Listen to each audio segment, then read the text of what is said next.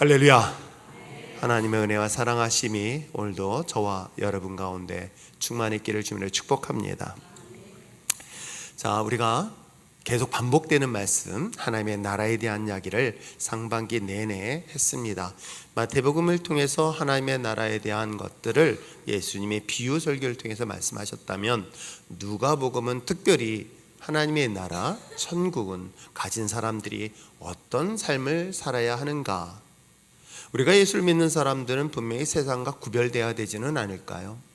세상 사람들과 별 차이 없다고 한다면 우리가 예수를 믿는 사람으로서 과연 세상의 소금과 빛의 역할을 감당할 수 있는가?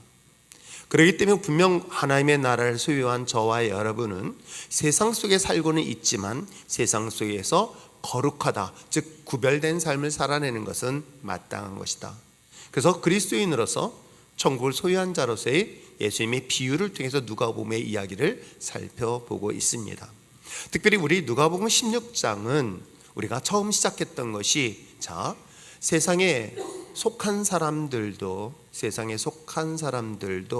자신이 불의한 방법으로 재물을 가지고 내일의 미래를 위하여 준비한 그런 악한 청지기처럼 세상 사람들이 볼 때 불의하다 할지라도 그 자신 나름대로 그걸 지혜롭다고 이야기를 하고 있으며, 그런데 하물며 하나님의 나라를 소유하고 있는 믿음의 자녀들이라고 한다면, 여러분이 정말 천국을 소유하고 있다고 한다면, 세상 사람들도 노후를 위해서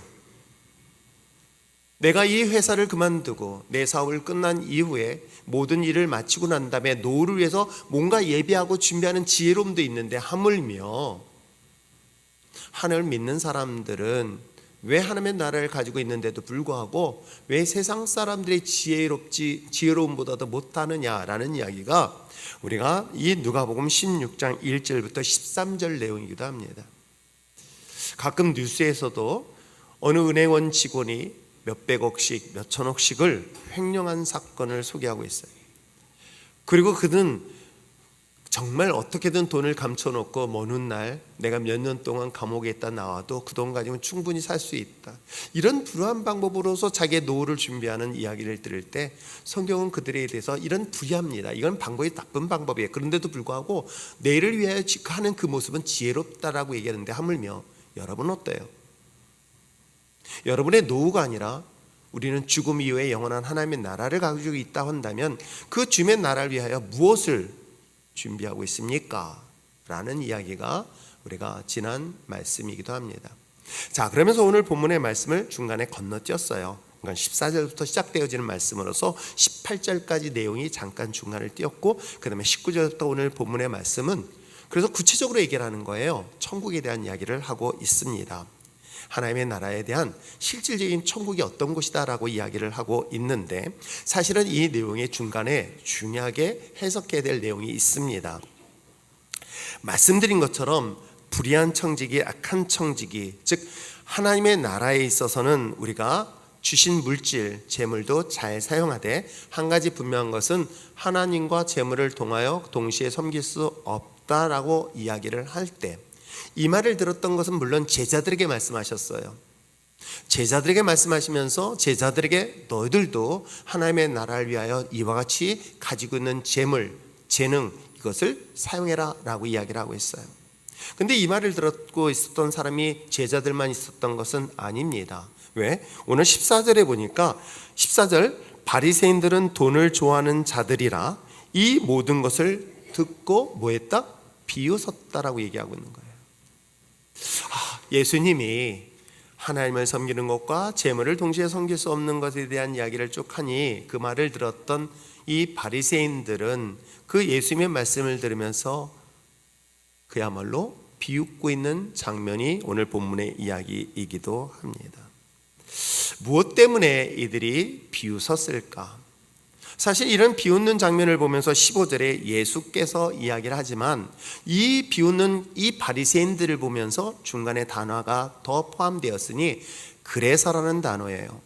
예수님이 그들의 이야기를 듣고 그래서 예수님이 이와 같이 말씀하셨다라고 하면서 우리가 18절까지 하는 내용이 나와 있습니다.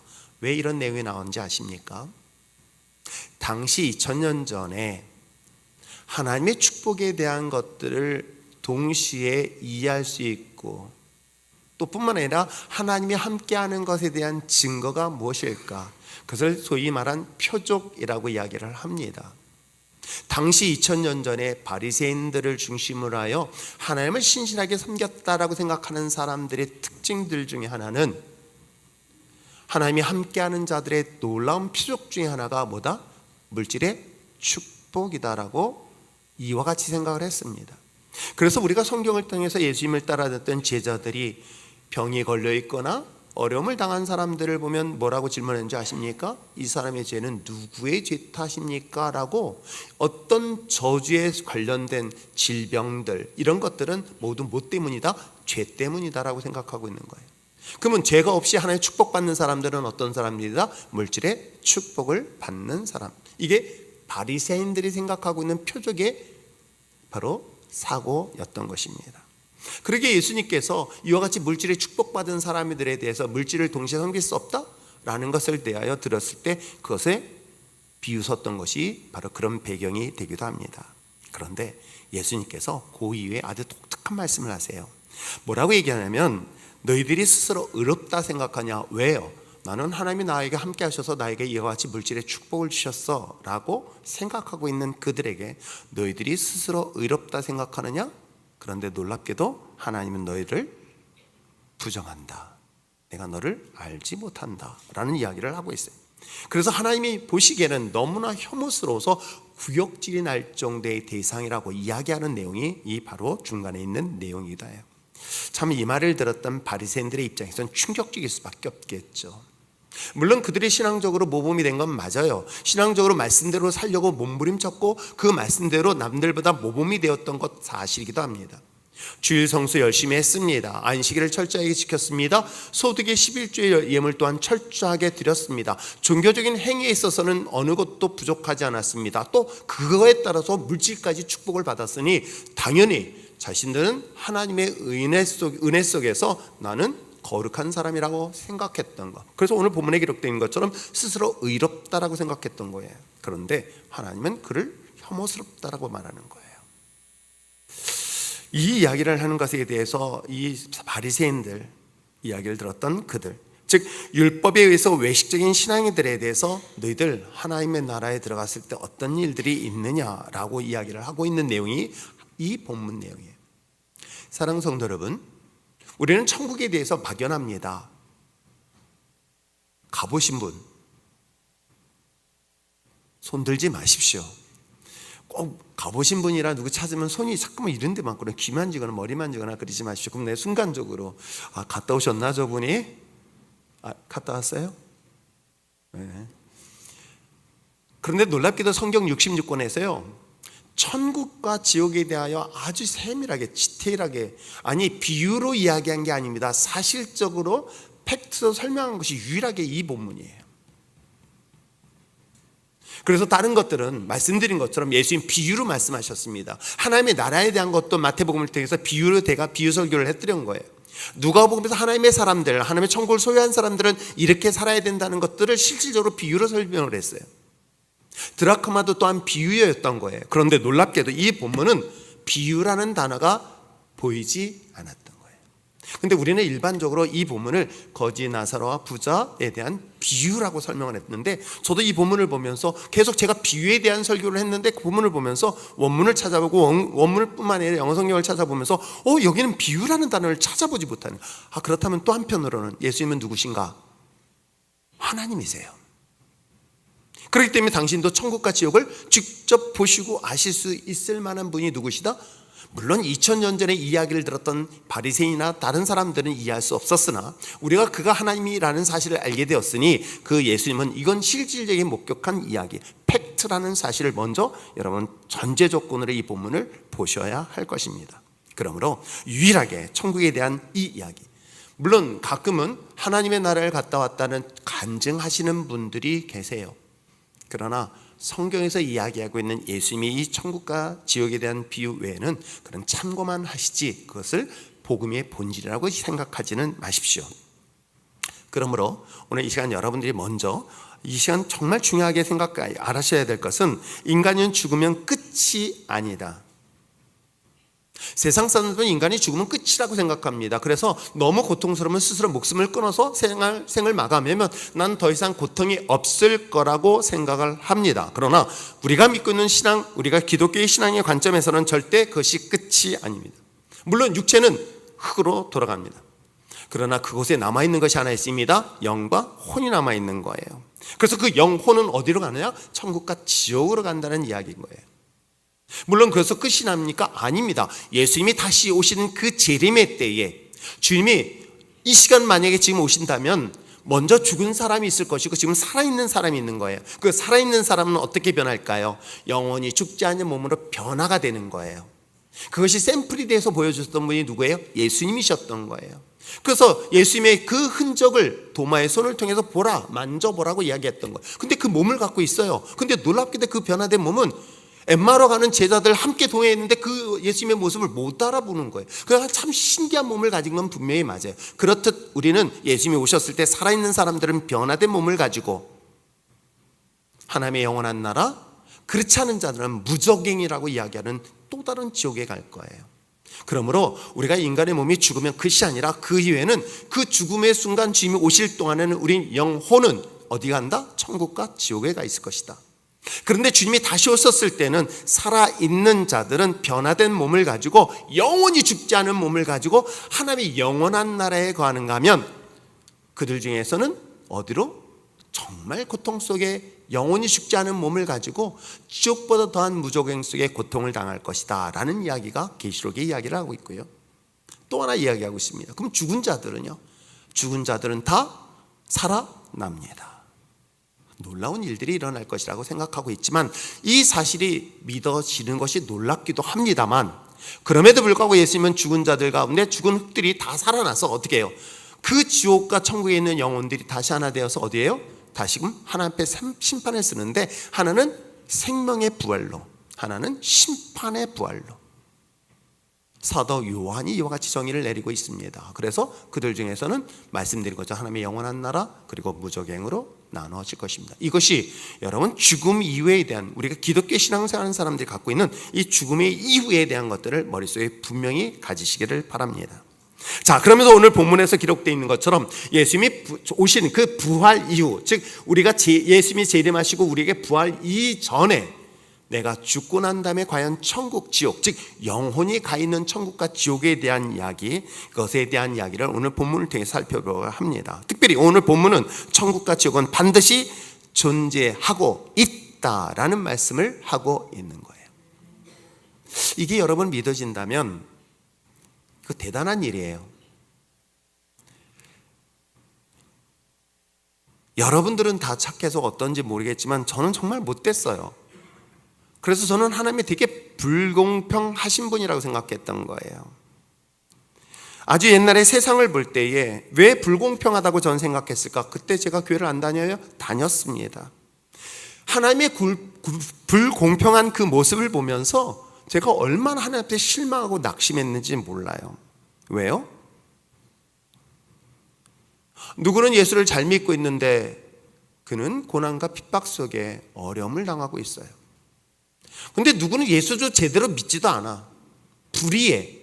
아니 하나님의 이름을 사용하는데 너무나 악해. 인색해. 근데 오히려 그 사람들은 또 잘 되네. 목회자들은 예외일까요? 그렇지 않아요.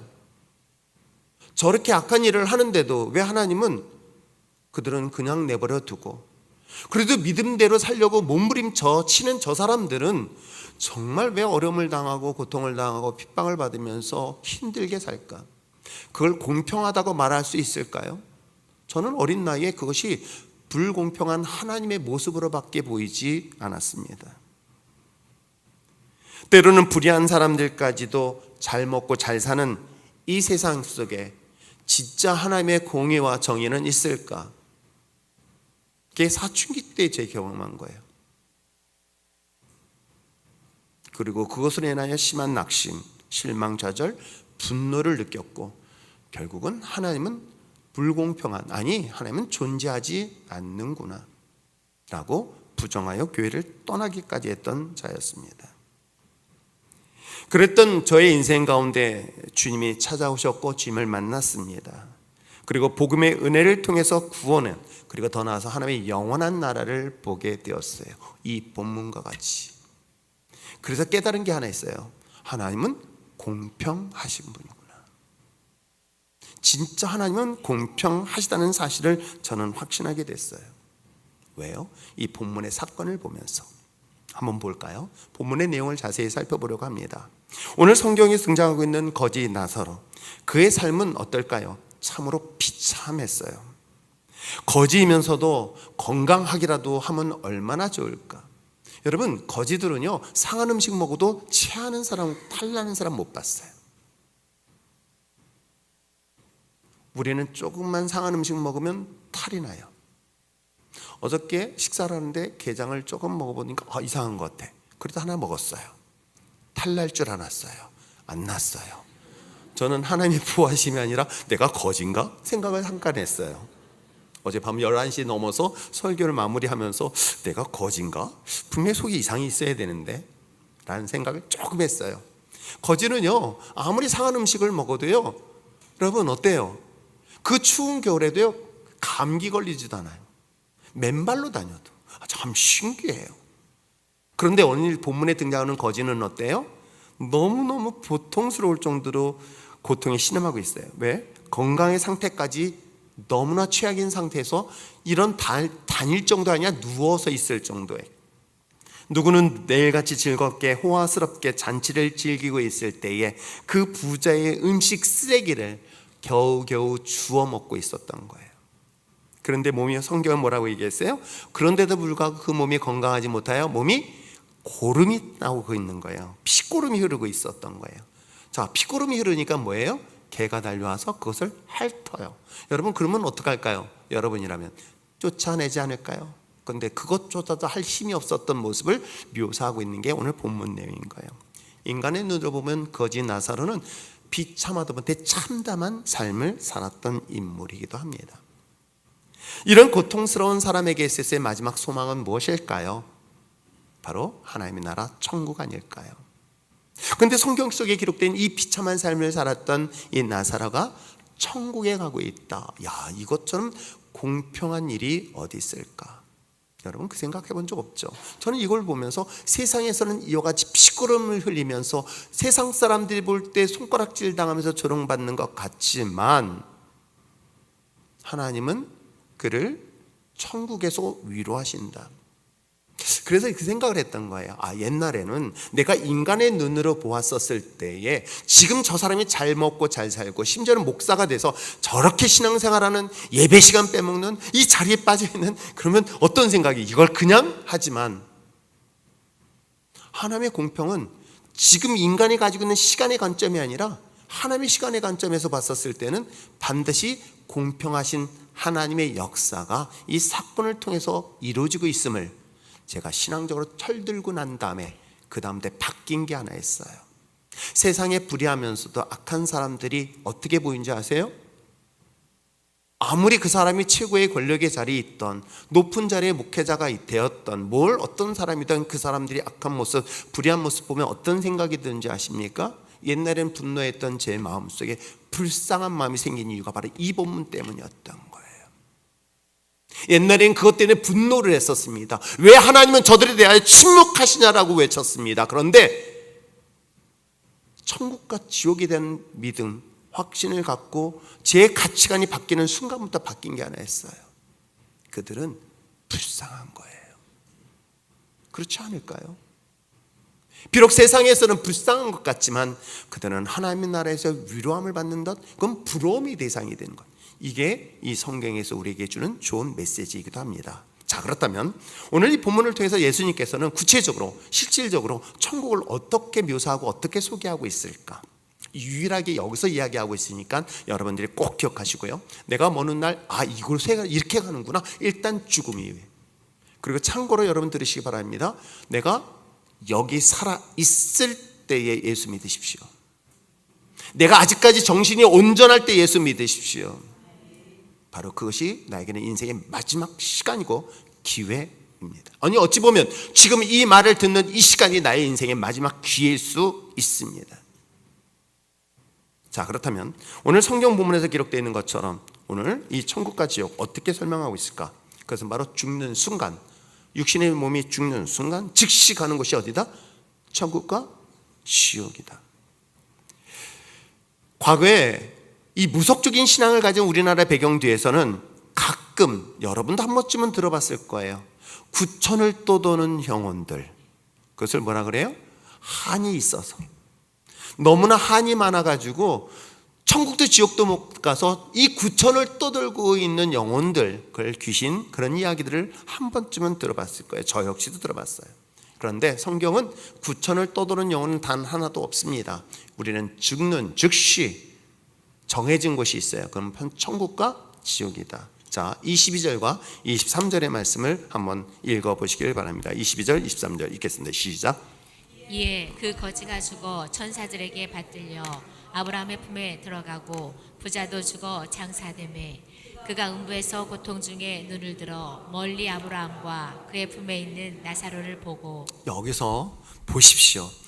거지가 죽어 천사들에게 들려 아브라함 품에 어떻게 했다? 들어갔다. 중간에 머물지 않아요. 그냥 죽고 가는 거예요. 근데 죽은 거지는 어디로 갔다? 아브라함 품. 그건 하나님이라고 이야기해도 크게 무리 없고요, 천국이라고 얘기해도 무리 없는 해석이에요. 그런데 부자는 어때요? 부자는 죽고 뭐 했어요? 뭐 했다? 장사를 지내요. 여기 비교할 수 있겠어요? 장사를 지냈지만 그는 뭐예요? 음부의 고통에서 신음하고 있다라고 얘기를 하고 있어요. 거지는 죽자 천사들에 이끌려서 아브라함 품에 안겼고 부자는 죽어 장사되었으나 음부에서 고통을 당하였다. 이것이 22절 23절의 내용이에요. 죽음의 순간을 바로 묘사하고 있는 내용이다 합니다. 그러므로 거지나 부자나 죽는 순간 그는 하나는 하나님의 품 안에, 하나는 저 음부의 권세, 즉 지옥이라는 곳에 들어가게 되어 있다. 이것이 바로 우리가 죽음 이후에 나타난 증거라고 이야기를 하고 있습니다. 다만 오늘 본문을 보면서 우리가 좀 더 보여야 될 것 중에 하나는 뭐냐면 나사로와 부자의 죽음에 대한 차이를 한번 살펴보세요. 자, 거지 나사로는 죽었습니다. 그 부자하고 차이는 뭐가 있느냐면 장사를 지내지 않았어요. 그 얘기는 뭐냐면 이 거지 나사로는 여러분 길거리에 죽은 거예요. 노숙자가 죽은 거예요. 그러니 이 사람은 어느 누구도 관심을 갖지 않았던 거예요. 그 사람이 묻을 땅조차도 없었을지도 몰라요. 그냥 거적대기 하나 덮어놓을 수도 있었을 거예요. 인간의 육신의 눈으로 보면 그 죽음조차도 비참해 보일 수도 있습니다. 근데 부자는 어때요? 부자는 자신의 땅에다가 장사를 지내요. 근데 장사를 지냈으니 많은 사람들이 그를 위하여 조문을 했을 것이고, 많은 사람들이 부자의 죽음 앞에 통곡했을 것이며, 많은 사람들이 부자를 그리워할 수 있을 것입니다. 어찌 보면 거진 나사로의 죽음은 어느 누구도 관심을 갖지 않았습니다. 그러나 부자는 그리하지 않았을 것입니다. 그런데 놀랍게도 부자의 이름이 어디에 등장합니까? 여기 본문에서 부자의 이름이 과연 뭐라고 얘기하고 있습니까? 그런데 거지는 세상에서는 무명했지만 이 성경 속에서는 아무도 그의 이름을 부르지 않았는데 놀랍게도 그의 이름을 뭐라고 부르고 있다? 나사로라고 부르고 있습니다. 나사로. 그의 뜻은 바로 하나님이 도우시는 사람이다. 참 아이러니하죠. 하나님이 도우시는 사람인데 왜 거지처럼 살까? 하나님이 도우는 사람이라면 우리가 생각하는 것처럼, 아니 바리새인들이 생각하는 것처럼 물질의 축복을 받고 형통하고 뭔가 세상에서 뭔가 이 부자처럼 잘 살아야 되지는 않을까? 왜? 이때 당시 이 본문의 이야기는 이건 이방인의 이야기가 아니라 하나님 믿는 유대인들에 대한 샘플을 지금 얘기하고 있는 거예요. 그럼 부자는 사람들이 생각할 때 뭐라고 생각하고 있습니까? 하나님이 함께하는 사람이야 라고 생각했던 사람일 거예요. 하나님이 함께하는 사람들. 아니 목사하면 여러분 어때요? 목사라는 타이틀은 여러분 하나님이 함께하는 사람이라고 인식하지 않을까요? 똑같은 거예요. 부자, 그 사람은 하나님이 함께 하셔서 이와 같이 축복했어. 또한 물론 유대인의 전통적 신앙을 가진 사람이기 때문에 종교적인 행위도 남들보다는 더 뛰어날 수 있었습니다. 그래서 두렙돈을 드린 과부와 부자로서 금 하나를 드렸던 것들을 비유로 설명했던 이유가 부자도 또한 하나님 앞에 예물 드릴 때는 이와 같이 인색하지 않을 수도 있었을 거예요. 그런데 정작 그 죽음의 순간은 그들은 뜻밖의 서로 다른 길을 가는 장면을 오늘 성경 속에 기록하고 있어요. 비록 세상에서는 고독한 죽음을 맞이했지만, 그래서 고통스러운 삶이었지만 하나님의 도우심을 통해 죽은 순간 그는 천국으로 천사들에 하여 이끄는 이야기를 하고 있습니다. 세상에 아무리 부귀영화를 누렸다 한다 하더라도 그가 죽는 순간 어디로 간다? 오늘 성경에 기록된 것처럼 지옥에 갈 수 있음에 대한 이야기. 여러분, 이것이 우리에게 또 다른 충격적인 얘기 아닐까? 저는 이걸 보면서 하나님은 정말 공평하시구나. 두 번째 볼 수 있는 게 뭔지 아세요? 여러분, 죽는 순간은 여러분 중간에 가지 않아요. 반드시 죽는 순간은 우리에겐 끝이다. 하나는 천국, 하나는 지옥. 그런데 문제는 뭐냐면 죽으면 끝날 것 같지만, 대부분의 사람들이 죽으면 이 고통에서 끝날 것 같지만 죽음 이후에도 고통이 있다 없다? 있다. 왜요? 육신적인 고통은 없는데요, 영혼의 고통은 살아있기 때문에 똑같이 경험할 수 있다. 여러분, 대부분 많은 사람들이 죽음은 끝이다라고 이야기를 합니다만 육체의 감각은 없을 수 있으나 내 영혼은 살아있기 때문에 내가 고통도 느낄 수 있는 곳이다. 그게 바로 천국과 죽음, 그리고 천국과 지옥, 죽음 이후의 모습이라고 이야기하고 있습니다. 자, 23절과 24절의 말씀을 다시 한번 읽어보시길 바랍니다. 23절, 24절 읽겠습니다. 시작. 음부에서 고통 중에 눈을 들어 멀리 아브라함과 그의 품에 있는 나사를 보고 불러 이르되 아버지 아브라함이여, 나를 긍휼히 여기사 나사로를 보내어 그 손 끝에 물을 찍어 내 혀를 서늘하게 하소서. 내가 이 불꽃 가운데서 괴로워하나이다. 그렇습니다. 여러분, 분명히 기억하시기 바랍니다. 내가 세상에서도 고통스러워요. 세상에서도 고통스러운데 죽어서 지옥 가서 더 고통스럽다고 한번 상상해 보세요. 제가 선교지를 가고 몽골을 이번에도 갔다 왔고 많은 선교를 다니고 또 오늘 여러분들을 바라보면서, 여러분, 안타까운 건 그들이 가난해서 고통스러워. 저는 가난하기 때문에 그들이 불쌍하지 않아요. 못 먹기 때문에, 아니, 그것 때문에 불쌍하지 않아요. 여러분 보세요. 그들이 세상 속에서 만약에 거지가, 그가 세상 속에서 거지처럼 살고 있는데 그가 죽어서 이 부자가 가는 지옥에서 고통을 당하고 있다고 상상을 해보세요. 이 사실을 알고 있다면 그처럼 불쌍한 영혼이 어디 있겠어요? 여러분, 여기서 아무리 화려한 옷을 입고 있다 한들 지옥에서 고통당하는 것처럼 비참한 것이 과연 어디 있을까요? 그것처럼 불쌍한 것이 어디 있어요? 천국과 지옥은 영혼을 가지고 있기 때문에 부자인 사람도 거지 나사로를 알아봐요. 인지할 수 있다는 거예요. 근데 고통도 느낀다는 거예요. 그러나 세상에서 받는 고통보다 더 고통을 느끼고 있다는 거예요. 그러므로 한 사람은 하나님의 도우심을 통해서 영원한 안식, 평안을 누리는가 하면 한 사람은 끊임없는 고통 속에 살아가는 것이 바로 우리가 죽음 이후의 천국과 지옥의 삶이었던 거예요. 그래서 내가 예수를 믿어야 되는 이유, 내가 살아있을 때 예수를 믿어야 되는 이유가 바로 여기에 있는 것입니다. 근데 더 중요한 것이 있어요. 제가 계속 반복해서 하는 말씀 중에 하나가 공평이라는 단어예요. 하나님은 정말 공평해요. 근데 더 중요한 것은 공평하기 때문에 천국과 지옥을 넘나들 수 없다는 거예요. 지옥에 있던 사람이 천국을 가고 천국에 있던 사람이 지옥을 가냐? 아니에요. 그럼 여러분, 투자 중에서 이렇게 확실한 투자가 어디 있어요? 잘 생각해 보세요. 내가 100원을 투자하고 1억을 벗는다면 거기에 투자 안 할 사람? 잘 생각하세요. 이게 100원이에요. 그리고 1억이에요. 그럼 이걸 단위를 좀 더 넓혀 봅시다. 여러분에게 저한테 1,000만 원만 투자하십시오. 그럼 100억을 드릴게요. 한 명도 없어요. 내 인생 길어봐야 100년도 안 되는 거예요. 근데 100년을 하나님 앞에 드리고 내게 1억 년, 아니 그 수억 년의 시간을 나에게 주신다. 이것처럼 수지 맞는 사업이 어디 있어요? 이게 공평하다고 얘기해 주는 거예요. 사실은 하나님의 편에서 이게 공평한 게 아니라 너무 과하지 않을까 할 정도예요. 근데 전 그거는 30배, 60배, 100배의 원리를 왜 그렇게 강조했는가라는 이유가 이것 때문 아닐까. 자, 한번 봅시다. 죽음과 죽음 이후에 지옥과 천국, 그리고 천국과 지옥, 이것이 위치 이동이 불가능한 사실, 그리고 더 중요한 것은 이 죽은 자가 이와 같이 이동할 수 없다는 것에 대해서 오늘날 많은 사람들이 이것을 이용해서 헌금을 요구하는 경우가 있다 없다. 이게 바로 면죄부 사건이기도 합니다. 죽은 사람을 위해서 여러분 제사 지내는 행위도 바로 이 중에 하나일 거예요. 저는 더 솔직하게 얘기한다면 돌아가신 분들을 위한 추도 예배, 이게 무슨 의미가 있을까 할 정도의 생각이 드는 게 바로 이 본문이기도 합니다. 그러나 한 가지, 그것까지는 제가 논할 필요는 없지만 한 가지 분명한 것은 선한 자는 하나님의 나라에서 얻다 위로를 받습니다. 그러나 악한 자는 반드시 하나님의 심판 안에 고통을 당할 것이다. 어떻게 해요? 오늘 성경의 본문에 25절에 근거를 하고 있어요. 자, 25절 읽겠습니다. 시작.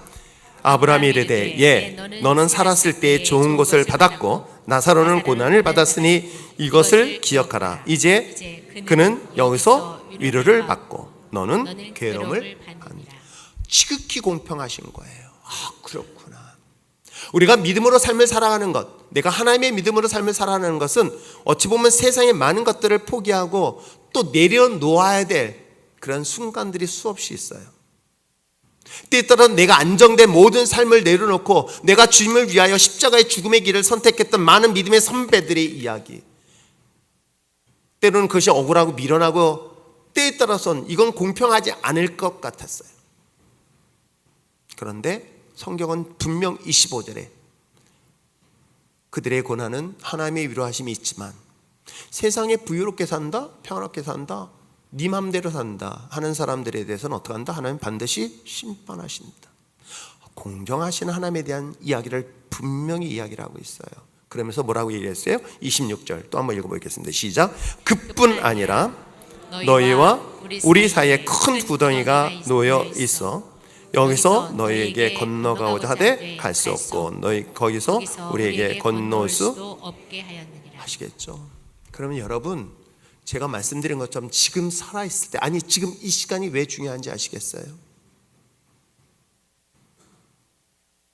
기회는 내가 육신에 살아있는 이 순간이 내가 천국과 지옥을 나눠지는 바로 결정적인 순간인 거예요. 근데 사람들은 아직 시간이 있다는 착각 속에 빠져 있어요. 20살이 영원할 것 같았죠? 30대 40대가 영원할 것 같았죠? 그렇지 않습니다.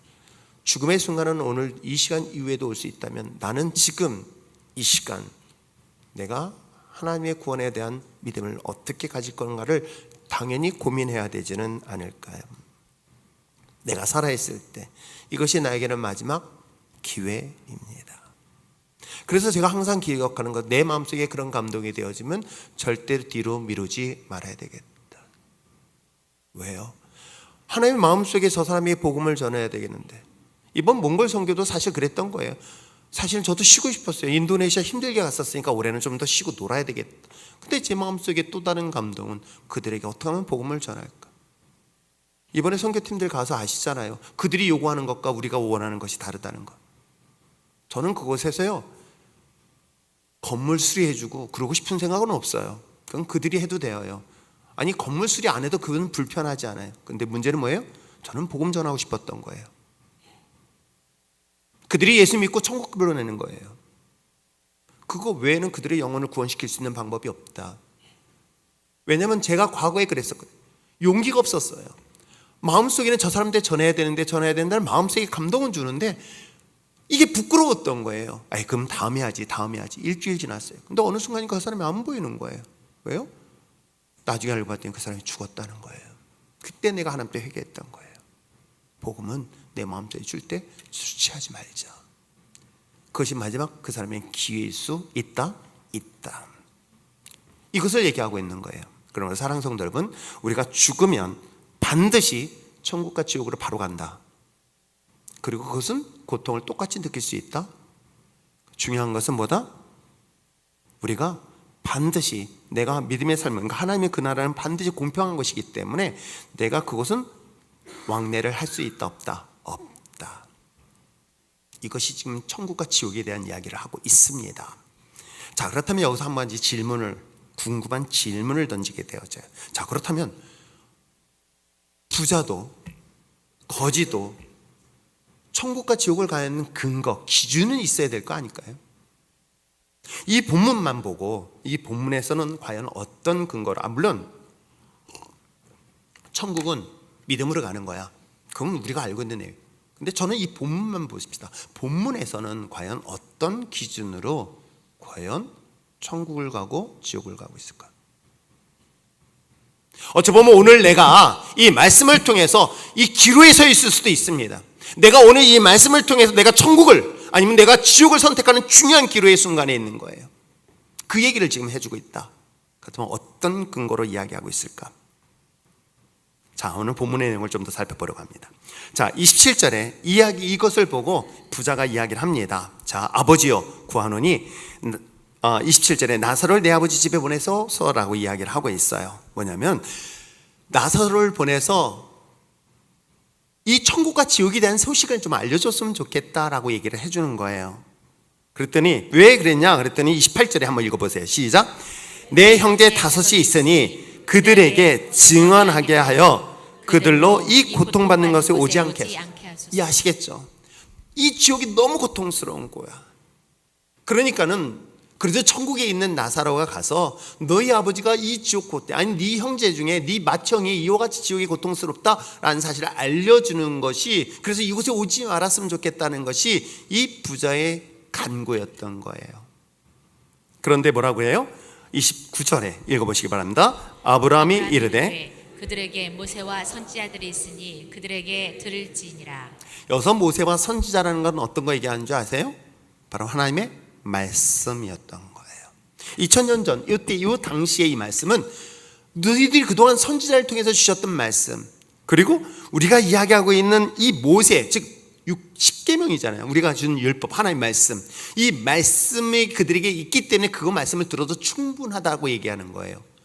그랬더니 이 말을 들었던 부자가 반론을 얘기합니다. 뭐라고 얘기하고 있어요? 자, 30절 읽겠습니다. 시작. 이르되 그렇지 아니하나이다.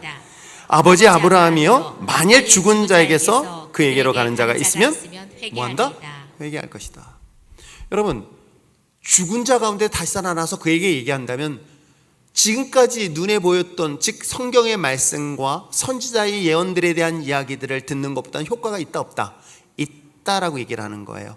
이 말도 또한 부자의 이야기는 설득력이 있는 듯 싶어요. 그런데 뭐라고 얘기하고 있습니까? 31절 이르되 모세와 선지자에게 듣지 아니하면 비록 죽은 자 가운데서 살아난 자가 있을지라도 권함을 받지 아니하리라. 와, 저는 이 말씀을 보면서 몇 가지 특징적인 것들을 볼 수 있어요. 뭐냐면 하나님의 말씀을 우리는 여기에서는 구약적 관점이니까 모세와 선지자들의 말씀들인 거예요. 예언서의 말씀들이었던 거예요. 이 말씀들은 구약 신약의 시대, 이때 당시에 2000년 전 유대인들은 그 말씀을 근거로 해서 하나님의 나라에 대한 이야기를 충분히 들었을 거예요. 그런데도 불구하고 그들은 그 말씀을 믿지, 참 재밌는 거잖아요. 하나님을 믿는다. 우리가 어찌 보면 제가 여러분 이 자리에 있는데 믿지 않는 사람이 이 자리에 있지는 않을 거예요. 물론 믿지 않는 사람도 앉을 수 있겠지만 믿음이 없이는 안 앉아 있을 거예요. 이들도 똑같은 거예요. 자신도 하나님을 믿고 하나님을 믿는 유대의 율법에 철저히 순종했던 사람이라고 했던 거예요. 그런 이야기를 하고 있는데 뭐라고 얘기하고 있습니까? 그 예언된 하나님의 말씀, 그러면서 뭐라고 해요? 죽은 자 가운데 살아나서 그 말씀을 전한다 하더라도 믿지 않아요. 저는 이 말씀을 들으면서 이건 단순히 거짓 나사로만을 말하는 것이 아니라, 여러분 실질적으로 샘플이 되신 분이 있어요 없어요? 있어요 없어요? 못 봤죠? 아니 이때 당시에 샘플이 있을까요 없을까요? 예수님이셨잖아요. 여러분 수많은 군중들 앞에서 예수님이 죽는 처형당하는 장면을 봤을까요 안 봤을까요? 설 죽었나? 죽다 말았나? 아니에요, 죽었어요. 그리고 무덤에 묻어버렸어요. 근데 그가 부활했어요. 그리고 제자들만 보였대요. 아니에요. 제자들만 보인 게 아니라 사람들 앞에 약 500명이 있는 앞에서도 예수님이 부활하신 모습을 보였어요 안 보였어요? 보였어요. 여러분 죽은 사람이 눈앞에 살아난 것, 그리고 그 예수님의 마지막 하나님의 나라를 이야기했던 이야기들을 들은 사람들은 어떨까? 여러분이 그 정도로 봤다면 여러분 예수 안 믿는 게 이상하지 않을까요?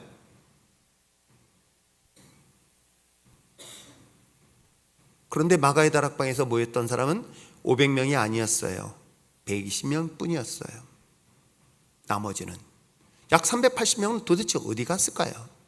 죽었다 살아난 부활하신 예수님을 직접 보았는데도 불구하고 여러분 믿지 않은 것, 이 얘기를 지금 해주고 있는 거예요. 그러면서 뭐라고 얘기하고 있어요? 부자가 이 말을 듣고 회개하면 내가 알 수 있다. 그러면 이 말씀의 가장 중요한 포인트가 뭘까요? 결국은 천국을 갈 수 있는 것은 그 말씀을 듣고 그 말씀을 믿고 뭐하라? 회개하라. 그러면 천국을 할 수 있다. 여기는 부자 거지 나사로에 대해서 과연 그가 믿고 회개한 그 내용은 설명하고 있지는 않아요. 그런데 한 가지 분명한 것은 부자가 이 본문의 사건을 통해서 이야기하기를 자기가 이 지옥에 가지 않는 유일한 방법이 있다면 죽은 자 가운데서 살아나신 이를 통해서 하나님의 나라에 대한 말씀을 듣고 어떻게 한다? 내가 회개한다면, 그들이 회개한다면 어떻게 한다? 이곳에 오지 않는다. 지금 그 얘기를 지금 본문을 통해서 이야기를 하고 있는 거예요. 그래서 저는 결국은 부자와 거지 나사로가 천국과 지옥을 갈 수 있는 가장 중요한 것은 하나님의 말씀을 듣고 그것이 믿어 내가 하나님 앞에 돌아서는 것. 근데 여러분 회개한다는 게 뭔지 아세요? 내가 잘못했어요 라는 거 끝나는 게 아니에요. 자신이 죄인임을 발견하고 뭐 때문에? 말씀 앞에서 내가 죄인임을 발견하는 거예요. 그리고 그 앞에 돌아서는 거예요. 내가 세상을 살면 살았던 이 모든 것들 대신에 이제는 십자가를 향하여 주님을 바라보게 되어지는 것. 이것이 바로 이 성경에서 이야기하고 있는, 그리고 더 나아서 이것이 좀 더 얘기한다면 니고데모에게 얘기한 것처럼 물과 성령으로 거듭난 자의 이야기를 하고 있는 것입니다.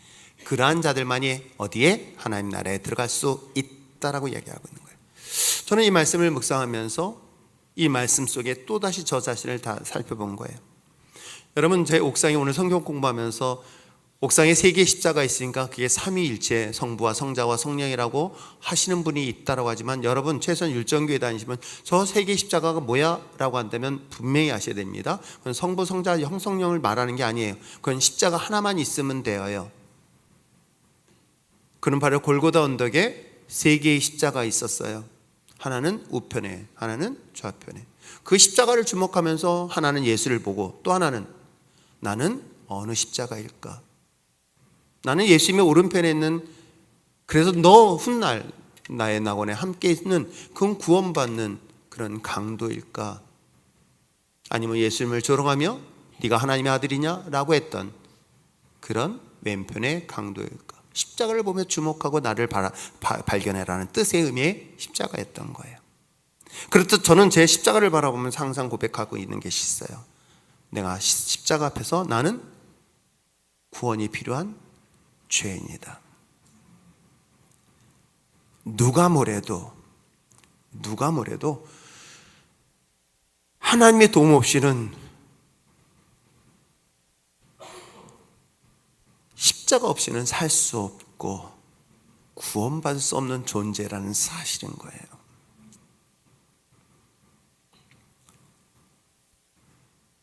그 십자가는 처절한 내 자신을 보고 또 보게 되어지는 거예요. 그 모습은 어찌 보면 처절한 거지의 모습을 나 자신에서 발견돼야 되지는 않을까. 하나님의 말씀을 통해서 자신이 구원받아야 될 죄인임을 이 성경을 통해서 발견할 때 우리는 비로소 주님의 십자가 앞으로 돌아설 수 있게 되는 거예요. 주님 앞에 돌아서는 그 순간 우리의 소망이 과연 어디에 있을까? 저는 이 말씀 속에서 저의 마지막 소망이 있다 한다면, 그리고 제가 처음 목회자의 길을 들어섰을 때에 제가 신약에서 가장 모델이 될 만한 그리고 본받는 지도자, 그것은 바로 세례 요한. 그의 이름은 중요하지 않아요. 세상에서 그의 이름은 중요하지 않아요. 그러나 하나님이 기억하여 그 이름을 부를 수 있는 사람, 세례 요한. 오늘 성경은 이 사실을 말하고 있습니다. 내가 비록 나는 세상에서의 무명하나 하나님의 생명책에 기록되어 있는 자가 되는 것이 나의 소망이기도 합니다. 부자는 세상에서 유명했어요. 그러나 놀랍게도 하나님의 나라에서는 무명한 자로 소개하고 있어요. 그러나 세상에서는 그의 이름조차 부르지 않은 거지, 그러나 하나님의 나라에서는 나사로라 하며 그의 이름을 부르고 있습니다. 그렇습니다. 우리들의 소망이 있다면 하나님의 나라에 여러분의 이름이 기록되어지기를 저는 바랍니다. 제가 목사로서 이 자리에 서서 이 자리를 그만둘 때까지 어떻게 하면 여러분들의 이름들이 생명책에 기록되어 있을까? 어떻게 하면 여러분들이 그 하나님의 생명책에 이름이 기록되게 할까? 이것이 목사로서의 저에게 주어진 사명이고요, 저에게 주신 책임이에요. 때로는 이것이 무겁게 느껴서 포기하고 싶고 내려놓고 싶을 때가 있어요. 그런데 하나님이 나를 포기하지 않으셨어요. 하나님이 나를 포기하지 않아서 저를 구원의 자리를 이렇게 하셨고, 그리고 나는 그것 때문에 지금까지 달려올 수 있었던 거예요. 이제 저에게 마지막 남은 작은 소망이 있다고 한다면, 바람이 있다면, 하나님의 나라의 그 생명책에 저는 여러분들의 이름이 기록되어지길 소망합니다. 아니, 더 나아가서 하나님 없이 죽어가는 수많은 생명들, 세상에는 부귀를 누리고 명예를 누리고 잘 먹고 잘 사는 그 불쌍한 영혼들, 근데 세상엔 더 불쌍하게 그지처럼 살아가는 그 사람들이 또한 하나님의 위로를 받지 못하고 지옥에 가는 것, 그 불쌍한 영혼들, 그들에게 하나님의 나라를, 그리고 그 생명책의 이름이 기록될 수 있도록 복음을 전하고 외쳐야 되는 것이 제가 아직까지 이곳에 서 있는 존재 이유의 목적이 되지 않을까 생각을 합니다. 때로는 그 잔소리를 그만하고 싶을 때가 솔직히 많아요. 예배 시간 안 나오면 문자 보내고, 좀 전에도 문자 보냈어요. 앉아서 안 보이니까 어디 갔는가.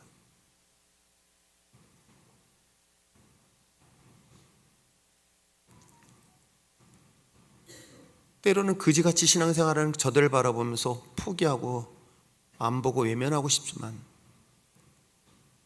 하나님이 제 눈에 보이는 것은 그렇게 해서라도 잔소리를 해서라도 그들의 이름이 믿음 안에 세워져서 하나님의 생명책이 기록될 수 있는 거라면 내가 무슨 악역이 있는 무슨 짓을 못하겠는가. 나는 인기 있는 목사가 되는 거 쉽지는 않아요. 그래도 최근에 정말 제자들, 옛날 집사 때 제가 가르쳤던 그 제자들을 다시 연결해서 만나고, 또 10월 달에 찾아오겠다는 제자들을 이야기를 들으면서 감사한 게 딱 하나 있다면, 그래도 믿음 안에서 선생님 하면서 해줄 수 있는, 그거는 지나간 얘기예요. 근데 지금은 어떨까? 언젠가 제 기도 제목 속에 우리 영혼 중에 한 사람이라 지옥 가면 저 하나님 날 버리게 한다, 나 먼저 버리달라고. 내가 섬기는 우리 영혼들이 지옥 가는 건 내가 차마 눈 뜨고 못 보겠다고.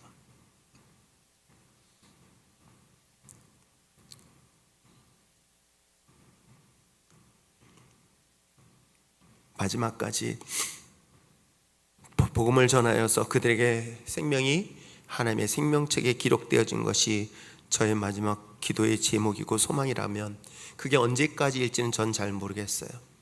그러나 아직까지 제 심장이 뛰고 있는 순간까지는 아마 그 일들은 계속되지 않을까. 사랑 성도 여러분, 오늘도 성경 공부 남자들 하면서 좀 심한 말이에요. 사실 그 말을 참 되게 어려운 말들이에요. 우리 형님 목사님 계시면 걱정 많이 해줘요. 저러다 시험 들어. 그때 하는 말이 우리 남자팀들도, 그러니까 교회를 떠난다고. 그럼요. 그래서 교회를 떠날 수 있을지 모르지만 예수를 안 믿는 건 아니에요. 다른 교회는 갈 수 있을지 몰라도 여러분들이 오늘 이 천국과 지옥에 대한 이야기를 유일하게, 정말 전체 66권에서 유일하게 하나님이 이 강력한 이 메시지 누구 들으라고요? 믿지 않는 사람이요? 착각하지 마세요. 내가 믿었다라고 생각하는 사람, 바리새인들에게 지금 이야기하고 있는 거예요. 제자들에게 얘기하고 있는 거예요. 어찌 보면 내가 남들보다 모범이라고 생각하고 있는 그러한 자들에게 지금 이야기하고 있는 거예요.